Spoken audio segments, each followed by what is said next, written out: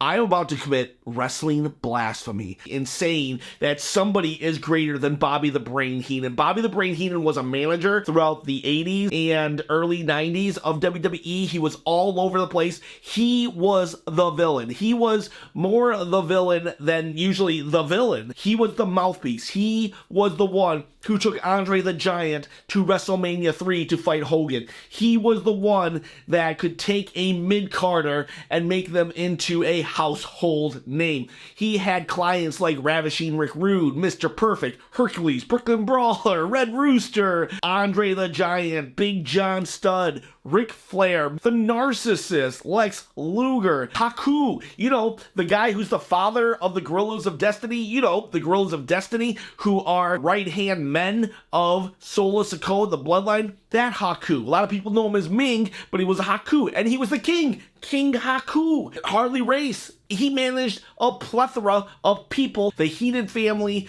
they were the stable, right? They were the stable. He had so many clients, and Bobby the Brain, you hated him. You wanted him to get his comeuppance, and nobody could ever top him. There was no way possible. Bobby the Brain was the standard bearer of managers. You wanted to emulate him, and at best, you could be a distant second place. Until recently, I've come to the conclusion that somebody has finally become better than him. Somebody has finally eclipsed Bobby the Brain, the Weasel, and that is the wise man, Paul Heyman. I gotta say, he's the better manager. You look at their careers, you put them 1-to-1, and I can't deny it anymore. Paul Heyman is the better manager. Now, Paul has even said, well, I'm not really a manager, I'm a consultant. I'm a wise man, I'm a this, I'm a that. But at the end of the day, we're just going to call him a manager. Now, Bobby the Brain might have been a better commentator. That's debatable because Paul Heyman was a commentator too, and it depends on what you like. Now, I do feel that Bobby the Brain was a better commentator, but we're not talking that. Hey, well, who's a better promoter? That would definitely be Paul Heyman, ECW and stuff. But again, I'm not judging Bobby the Brain's manager skills off of who's a better promoter, just like I'm not judging Paul Heyman's manager skills off of who's a better commentator. It's just manager skills. And that goes to Paul Heyman. Let's look at world champions. Let's just look at world champions. How many world champions have each of them managed? Bobby the Brain has managed 2. He has brought 2 people to the promised land. He brought Andre the Giant at Saturday night's main event. Andre the Giant pinned Hogan. There were shenanigans. There was this is one of the best angles of all time. There was a twin referee, an evil twin referee, and Andre the Giant won the world title. Now, about 3 minutes later, Andre sold the world title to the $1 Million Man for $1 million, and then Jack Tunney, the president, stepped in and said, nope, not happening, we're vacating the title, and that's where you get WrestleMania 4 set up. So Andre the Giant is considered a WWE champion, or WWF champion, but he only had it for like 5 minutes. But at the end of the day, Bobby the Brain is the one that brought him there. And then the other one is when Ric Flair came in the 90s, and he had the big gold belt, and Bobby the Brain was just like, that's the world champion. That's the real world champion. Ric Flair entered into the Royal Rumble and won the 92 Royal Rumble and became the WWF champion, and Bobby the Brain was there at his side then too. So Bobby the Brain has had 2 world champions under his tutelage. Now we go to Paul Heyman. Paul Heyman has had Brock Lesnar, The Big Show. Hey, whatever you want to say about The Big Show, he was a world champion, and Paul Heyman brought him to the world championship. Yes, The Big Show was a champion before Paul Heyman, but Paul Heyman took The Big Show and made him back into the monster that he was, and he took Big Show to beating Brock Lesnar, actually. We had CM Punk, and we've had Roman Reigns. 4 superstars as champion. If you add up the total amount of days and time that Paul Heyman's champions were champions, and the total amount of time that Bobby the Brain's people were champions, it totally eclipses. And I mean, heck, CM Punk's reign by himself eclipses Bobby the Brain's people, let alone Roman Reigns. So right off the bat, who you brought to the promised land as champion, that is 100% Paul Heyman. Now, I will say that Bobby the Brain was better with the mid-card guys, Paul Heyman, when he goes to the mid-card, it just doesn't feel right. Bobby the Brain never really got a mid-carder into the main event and winning the title. But it was a product of the time. That was the Hogan era, and you kind of just like fed Hogan like a villain of the month for a Saturday Night Main Event. But I will say that having Bobby the Brain with you as a mid-carder made you seem more important than you actually were. Now, it didn't work for everybody. The Red Rooster, Brooklyn Brawler, they did not really get the Bobby rub, but they did get airtime and they did feel more important. But it was the ones like Ravishing Rick Rude, Mr. Perfect. When it came to the Intercontinental belt, that's where Bobby the Brain thrived. Around the IC title, that's where Bobby the Brain was his biggest threat. These guys would go and fight Hogan for the title, but they would lose and they would fall back to the higher mid-card. But that's where Bobby the Brain really excelled the Intercontinental title scene. Paul Heyman, on the other hand, he has flirted with the mid-card. He had McGillicuddy. Who was that? Curtis Axel, Ryback, Cesaro. Now, Cesaro was I really thought Cesaro was about to hit the next level with Paul Heyman, but no. For some reason, Paul Heyman in the mid-card just doesn't do it. But he can take a main event talent and make them just like dominant and unstoppable. So, mid-card wise, Bobby the Brain Heenan has the advantage. Bobby the Brain was definitely somebody a mid-carder wanted on their side, but Paul Heyman, not so much. Who's better on the mic? I would say Paul Heyman is better on the mic and as a hype man, but Bobby the Brain Heenan is better at like quick wit. If you were a Bobby the Brain guy, Bobby would really overshadow you. But if you're a Paul Heyman guy, Paul Heyman tries to shove you into the spotlight. So you kind of want more Paul Heyman with you on this one because he'll have his moment in the beginning and then he kind of just steps into the shadows. While Bobby the Brain is always in the spotlight, whether it's side by side or in front. Bobby the Brain is always in the spotlight. Individual feuds, Bobby the Brain's feuds were better. Bobby the Brain's definitely had feuds. I remember 2 feuds. Like, I'm talking personal feuds. He is the object of the feud. He had a feud with the Red Rooster at WrestleMania 5 in which he lost. Confession time. I actually liked the Red Rooster. It was my first, WrestleMania 5 was the first thing I ever watched, and I actually enjoyed the Red Rooster.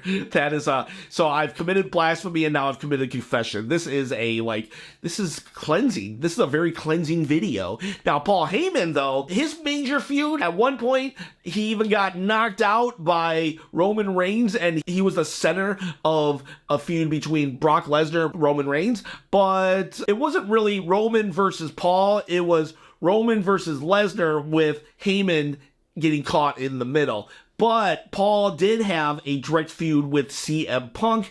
After CM Punk lost the title and they went their separate ways, CM Punk had to go through a bunch of Paul Heyman guys. It was okay, but I really remember Bobby the Brain had a feud with the Big Boss Man, right? And Bobby was on commentary. He used to split his duties between commentary and manager skills, and he would just make fun of the Boss Man's mom all day long, and one day the Boss Man just handcuffed him to the ring rope and basically, got his revenge. So I would say when it came to actually being an active participant, the object of hatred in the feud, Bobby has Paul Heyman there, but Paul Heyman, he was no slouch. He made it entertaining, and eventually he brought in Brock Lesnar to fight CM Punk. That's not really the qualifications of a manager to be actually in the feud itself, but if I had to say, Bobby was better at it because also Bobby was a former wrestler, so he knew how to take a bump. He could take a clothesline. He could be thrown over the ring ropes.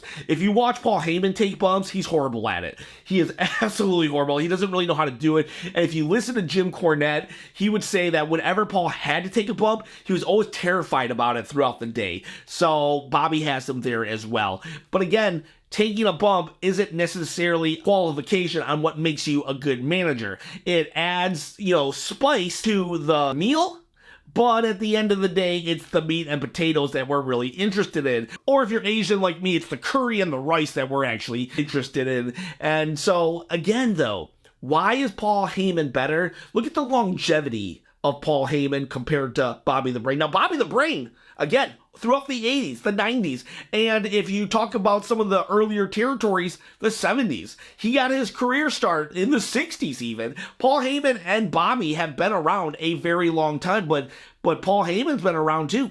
80s, 90s, 2000s, 2010s, 2020s, and here's the deal though. Paul Heyman has been on top pretty much the whole time. Even before the WWE, he was Paul E. Dangerous in WCW, and he had a stable called the Dangerous Alliance, and he had some huge talents in it, like Stone Cold Steve Austin as Stunning Steve, he had Ravishing Rick Rude, he had Arn Anderson, he had a lot of really talented people in his faction. But back in that time, I would say Paulie Dangerously was kind of like Bobby the Brain in that he had a stable of mid-carders and he was able to make the mid-carders seem more important than they actually were. The Dangerous Alliance was like the Heenan family in the 80s. In the 90s, eventually he went off and he formed ECW, and that's where, ECW happens. He takes a break from the manager skill stuff because now he's a promoter. ECW will eventually tank and he comes back to WWE in the 2000s, and that's where he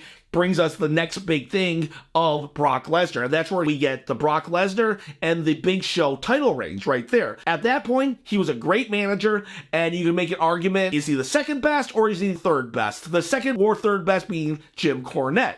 You can make that argument. I don't think at that time he was better than Bobby the Brain. It's not until the 2010s, it's when he does Brock Lesnar, CM Punk, and I would say now Roman Reigns is the deal breaker. I would say it's Roman Reigns' run that has cemented Paul Heyman as top manager of all time. If you look at just the nuances of Paul Heyman during the Bloodline run, even the current Bloodline run without Roman, he's doing the best work of his career so late into his career that it's amazing. Bobby the Brain was winding down. Paul Heyman is ramping up. During the Bloodline, he has the best promos. He does the best introductions, the best hypes. He does the best just these little things, these little touches that he adds to the performance where he's not taking away from the Bloodline, but he's adding to it. The way he looks at Roman, the way that Roman is gone for a month, his hair turns gray. When Roman returns, it's black again. He's stressed out without Roman Reigns being around. When Cody and Seth say, we're going to be at SmackDown, Paul Heyman brings out both phones so he can call The Rock and Roman Reigns. It was so hilarious. Find somebody who looks at you like Paul Heyman looks at Roman. That is pure love. Or you look at the new Bloodline and how he's just like so scared of them and he shakes from them and he can still cut that killer promo, but it's these little details. It's a little detail. It's the way he holds up the finger one and he's kind of like looking scared towards Solo Sikoa. Or when he's with Roman and he's holding up one and it's just like, yeah. During the press conference, he puts the belt down for Roman in such a respectful way. It's just amazing what Paul Heyman is doing. The reason Paul Heyman is the number one manager is because he's figured out how to not only be in the spotlight and be a draw and be someone you want to hear and be someone you want to punch in the face, but he knows how to make his talent even brighter in the same spotlight.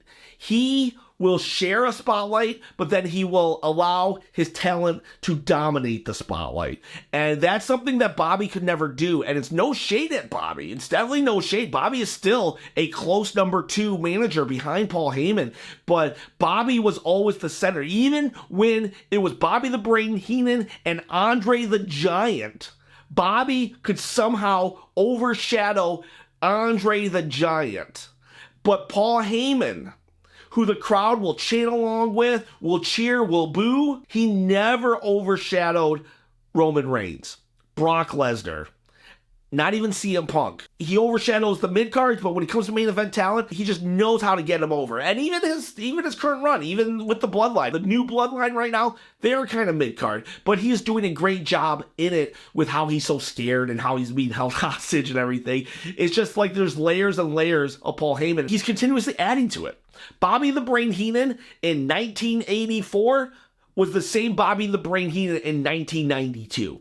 The Bobby the Brain Heenan that walked into WrestleMania 3 with the Andre the Giant body slam is the same Bobby the Brain Heenan that was with Ric Flair when he had a tear in his eye for the happiest day of his life. But Brock Lesnar's Paul Heyman is different than Roman Reigns' Paul Heyman. Solo Sikoa's Paul Heyman is different than Roman Reigns' Paul Heyman. They're just different. Paul Heyman does treat every role different. Every person he's with is a different Paul Heyman while still being the same Paul Heyman. And that kind of flexibility and just ability in general makes Paul Heyman the GOAT. He is the best. He has the longevity. He has the resume. He has the ability to put his client first and foremost. And yeah, Bobby the Brain Heenan, no slouch, no shame in being second place to Paul Heyman, but he's the GOAT. Paul is the GOAT. I acknowledge Paul Heyman as the greatest manager of all time, just like I hope you acknowledge the subscribe button. Please, in the comment below, tell me who you feel is the best manager. Bobby the Brain, Paul Heyman, Jim Cornette, the Mouth of the South, Jimmy Hart, Slick. You tell me. Tell me who you think. Sonny Ono? I don't know. And by telling me in the comments, you get a chance to win one of those belts. I also have the Winged Eagle. Once I hit 10,000 subscribers, I'm giving the belt away. One of the belts away. Anyways, I hope you guys have a great day.